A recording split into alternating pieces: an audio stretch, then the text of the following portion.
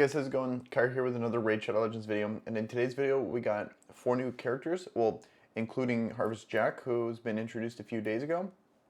But now they just released the rest of the Halloween characters, and I wanted to go over, give you my first impressions on these kits, and so let's get into it. So, first character we got Brackets the Shifter, Legendary and Skinwalkers, and then we got Madame Ceres and Miscreated Monster. So it looks like we got a little, Frankenstein's monster going on over here, and let's check out their kits. So I think it's really cool. So far, I think they've been killing it with the whole Halloween thing. They got the themes right. The characters look really cool.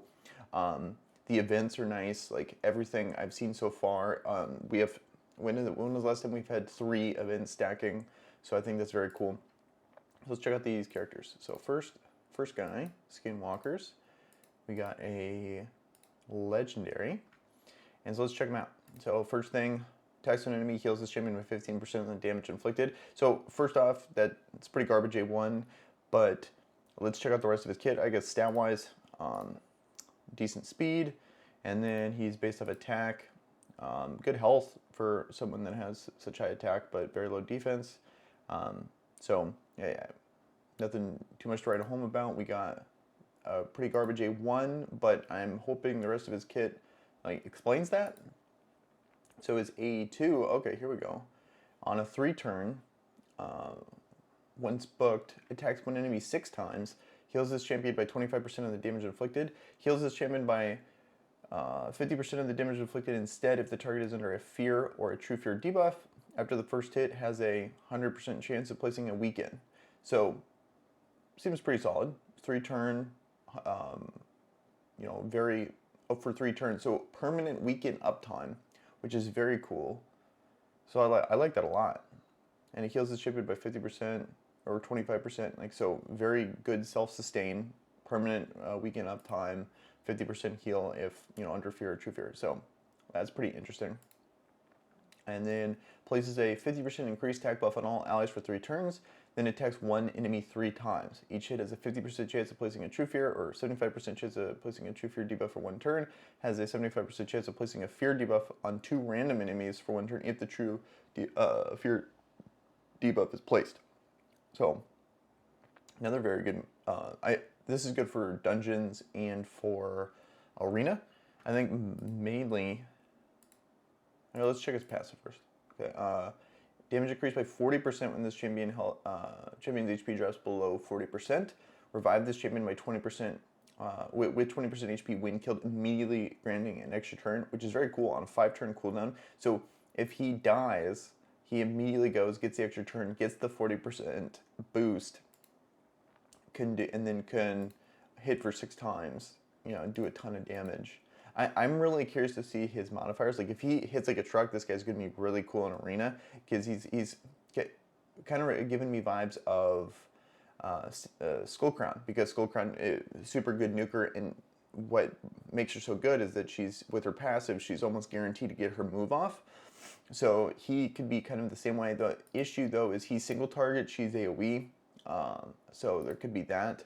I think, with faction wars and stuff being so difficult, having this built-in revive is pretty cool. I can see that. I could see maybe a frenzy set on him since he benefits from dropping low in health, giving him extra turns. So pretty cool character. I don't have crazy high hopes for him. He is legendary, so if I get him, he's so interesting that I would totally try him. But I'm not seeing like a game-changing character there. Okay, so next, I believe we got Undead. Okay, oh yeah, so that's Jack, and then we got Dark Elves. Yeah, Dark Elves. So Void Epic, and then Madame Ceres here. It's for the A1, attacks one enemy, has a 20% chance of placing a fear debuff, chance 30% if under 1 debuff, 45% if under 2. So, okay, A1, it's not too crazy. And then, actually, to be honest, I'm just not a fan of this A1 at all. It's pretty meh. And then A2 is attacks all enemies, has a 40% chance of stealing 1 random buff from each target, places a blocks debuff buff on all allies for 2 turns if any buff is stolen, places a true fear buff for 1 turn on enemies who have buffs stolen. I can see that being a dungeon thing. I can see that being a arena. I think this is a pretty good arena character. Like that move is solid. I don't know if it would be worth the investment to bump out other characters, but you know, if this is one of your first pulls, I would totally use this in my arena team. It seems very solid.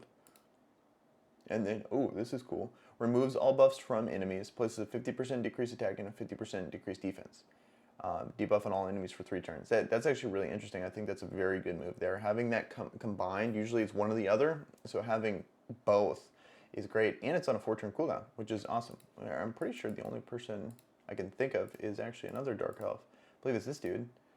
Attacks on 70%, placing a 60% decrease and places an increased attack. So he gets both, where he gets the increased attack and the decreased defense. I would actually prefer that that combo, because it's, you know, the attack and the defense, you know, they work hand in hand, so you can really nuke someone. But since that is legendary, this, you know, having this as a epic, this would be a good, you know, second place. Having both of those just really negate the enemy team. And then lastly, places a shield buff on this champion equal to 10% of their max HP at the start of the turn. When attacked while under a shield buff, has a 35% chance of placing a fear debuff. I think that's pretty cool. I'm seeing, you know, dungeon arena character here. I wouldn't go clan boss, but interesting, kind of cool kit. And then lastly, we got Knight's Revenant. Okay, so yeah, definitely Frankenstein's monster. And then, so we got his A1. Attacks one enemy 2 times each. It has a 50% chance of placing a stun debuff for 1 turn. Has a 50% chance of placing a decreased defense buff. If the stun debuff is placed, it's okay. I like that as a 2-hit. I like that as a stun. I'm seeing like an arena vibe. I bet these two work together in arena. Okay, attacks on enemies has a 50% chance of placing a stun debuff for 1 turn. Places a shield buff on all allies for 3 turns equal to 25% of the damage inflicted. That'd be really cool. Like, so you're stunning and putting a shield buff, and then if you have the other girl, in combination, I can see this being a great combo for arena, because you're stunning them, they're attacking, getting feared, wasting turns. Yeah, you know. So I think that's pretty sweet.